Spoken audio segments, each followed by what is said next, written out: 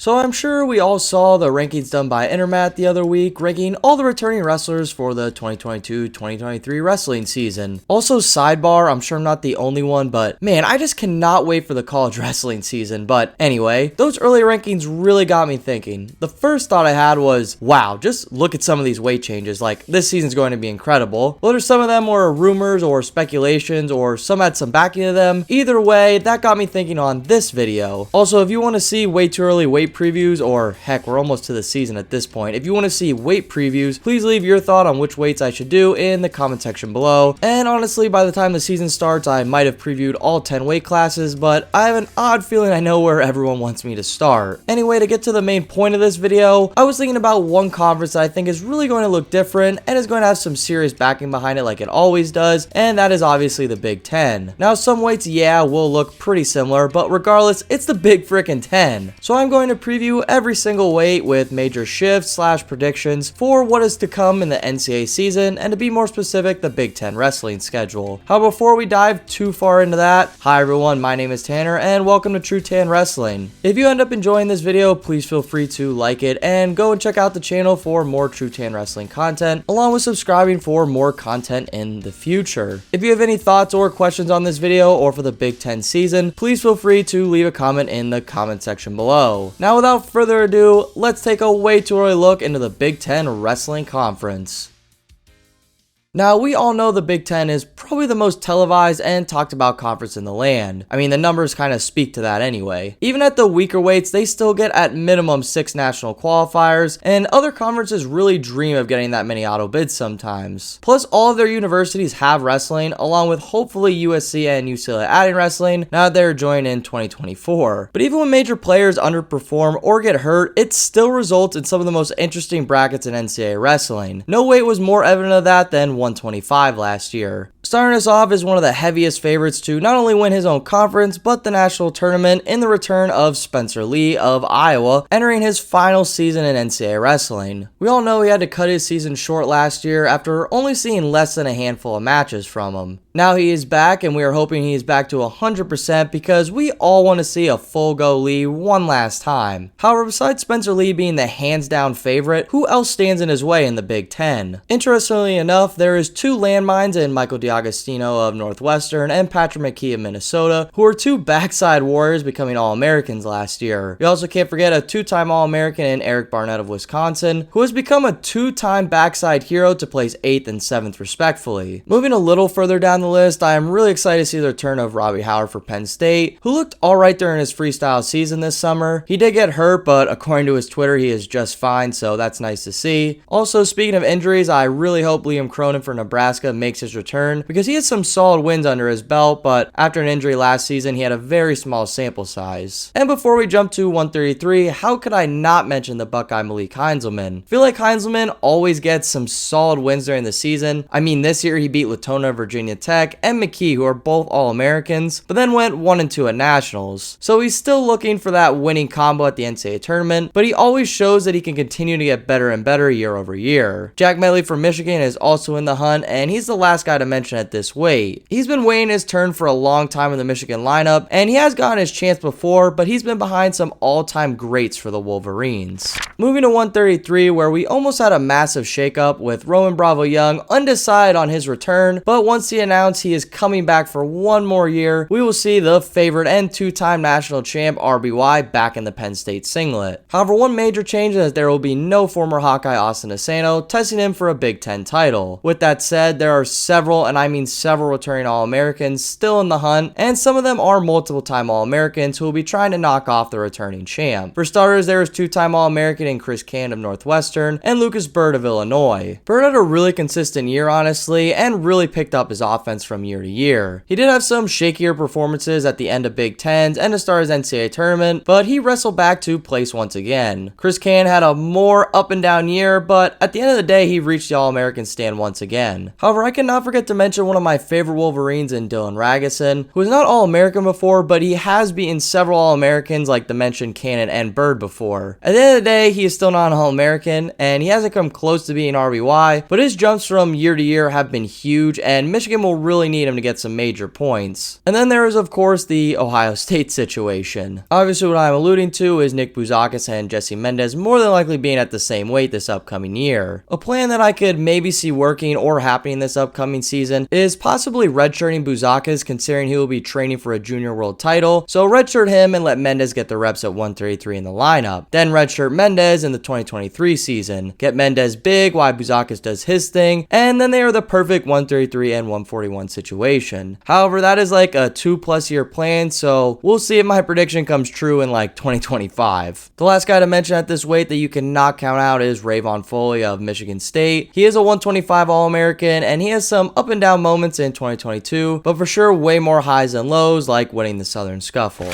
Next up, we have 141, where there is some huge movements, and I almost saved this weight for last because there is some drastic movements that have happened. For starters, the highest ranked Big Ten returners are All-Americans Jake Berlin of Minnesota, and of course the biggest transfer of the offseason, Real Woods of Iowa. Of course, this weight lost an amplitude of several-time All-Americans in Nick Lee, Jane Ironman, and Sebastian Rivera. However, Woods and Berlin will not have a cakewalk despite losing some of the best of the weight class. There is still some serious depth at this weight, especially with very similar skill sets. This weight could very easily come down to whoever develops the most in the offseason, but let's just dive in. Besides Berglund and Real Woods, there is also Cole Madden for Michigan, coming down to a more comfortable weight. Also, thanks for the comment, Cole. There's also Frankie Tauscher, who had an alright season last year for Northwestern, and being so young, I could see him really popping off this upcoming season. To add on to the depth of this weight class in the Big Ten, there's two really good mid-tier wrestlers, at least I'd say so, they have pretty good wins under their belt, and that is Zargo of Wisconsin and Filius of Purdue. Filius will be done after this year for Purdue, and Zargo's only a sophomore, so he still has a lot of upside potential for sure. And then I saved the last two at this weight class for last, because I think they could have the juiciest results for sure. Penn State will have dropped down Bo Barlett, who was a top 16 seed last year at Nationals, but at 149. I think a lot of Penn State fans and wrestling fans in general have a lot of high hopes for him moving down to a more comfortable weight class. He did have a questionable U23s this summer, but we will see how he does at a very interesting 141 field. Then there is the Ohio State situation that I alluded to at 133. However, I think Dylan D'Amelio will once again take his spot. D'Amelio did just beat Barlett at U23s, and I know that's freestyle, but it's worth mentioning. Overall though, at this weight, if you couldn't tell, 141 is just really wonky, and obviously Berglund and Woods are high favorites, but who's in that third, fourth, fifth, or heck, maybe one of them can make the Big Ten finals? We just really won't know till we see a bunch of them wrestle. At the same time, I could see any of them popping off at the national tournament with the right placement.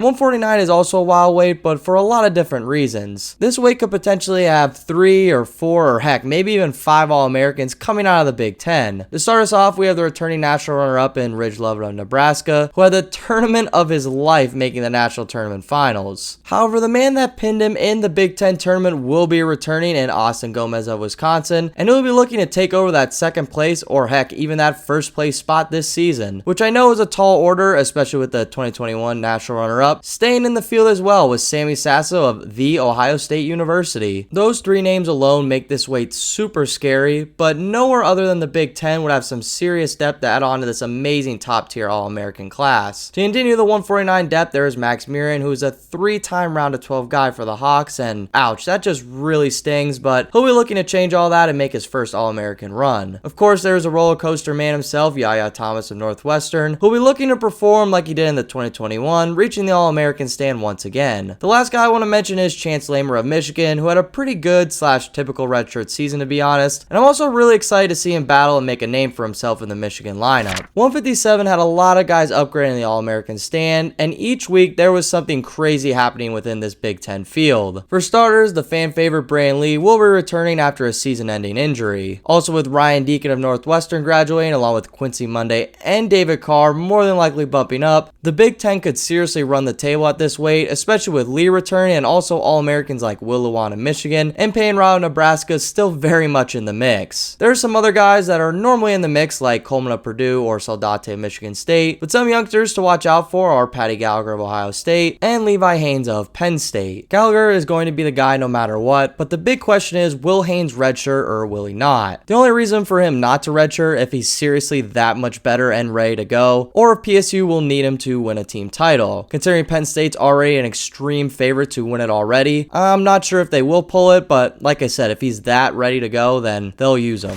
165 is intense, especially outside the Big Ten, but if you want to know more about that insanity at 165, well, give me a few videos, don't worry, I'll eventually cover it. To stick in the Big Ten though, everyone's favorite Michigan-Ohio State rivalry remains strong here, with returning 4th place finisher Cam Amin and 7th place finisher Carson Karchula. These two are really good, but I don't think you need me to tell you that. Karchula can almost take anyone in this weight down, and Amin peaked at the perfect time to become a 2-time All-American last year. We cannot forget funky and scoring machine Dean Amidi of Wisconsin, the youngest All-American last year, who has a win over Karchula last season. I think he will really make some huge jumps into his sophomore year, and besides that, this weight is kinda young. There's Patrick Kennedy of Iowa, a top redshirt for them. He plays at the Southern Scuffle, and there's also Alex Facundo for Penn State, who just smashed his way to a U20 USA title. And then there is also Bubba Wilson of Nebraska, who beat Cam Amin during the duel last year. So there's some guys to watch out for, and they are all really tough, along with all of them being super young. 174 will have the returning 2-time champ leading the Big Ten in Karis Taraki, who hasn't lost in a very long time. And with Michael Kemmer and Logan Massa leaving, who really is there? Well, there is several-time All-American Mikey Labriola of Nebraska looking to make a bang his last season for the Huskers. Ethan Smith for Ohio State will also be entering his final season for the Buckeyes, and he failed to reach the All-American stand again last year, but he will be a crucial lineup spot for the Bucks, and they will need him to All-American for sure. 174 is another super diverse weight like 165 nationally, but there's also Nelson Brands for Iowa coming off injury, and he will be at a more natural and competitive weight again. Iowa also has Swafford, who will be fighting really tough in this spot. Another super interesting guy at this weight that I want to talk about is Edmund Ruth, who transferred into Illinois. He was a commit to Lehigh, but after some fallouts and a great gap year this last year, he looked amazing coming home with 2 open titles and being a Big Ten room with a lot of great partners. I think he can make some serious noise and improvements heading into the 2023 season.